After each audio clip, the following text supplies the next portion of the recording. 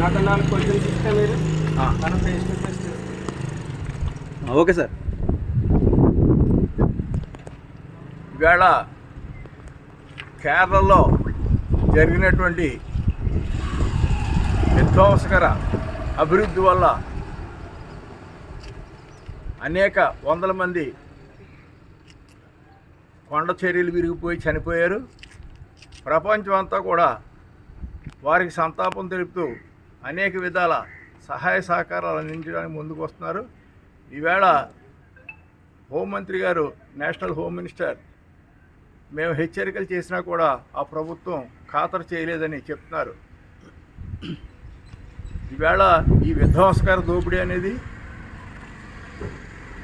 మారినటువంటి ప్రజాస్వామ్య విలువల్లో క్రోనో క్యాపిటలిస్టులకి మన సంపద అంతా కూడా విచ్చలవిడిగా వారు దోచుకోవడానికి పర్మిషన్ ఇవ్వబట్టే పార్లమెంటు ఈవేళ మనమంతా కూడా వైనాడులో జరిగినటువంటి ఘోర ప్రమాదాన్ని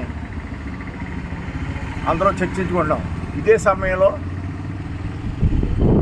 ముఖ్యంగా కోనసీమ నుంచి ఆంధ్రప్రదేశ్ కాకినాడ దగ్గర నుంచి గాడిమొగ నుంచి ప్రపంచ కోటీశ్వరుడైనటువంటి ముఖేష్ అంబానీ గారి గురించి కానీ, ఇక్కడి నుంచి గుజరాత్ వరకు పైప్ లైన్ ద్వారా గ్యాస్ పట్టుకుపోతూ అక్కడ సంపద సృష్టించుకున్నటువంటి గుజరాత్ ప్రభుత్వం అని కానీ మనం ఇంతవరకు ఎప్పుడు కూడా ప్రశ్నించలేదు.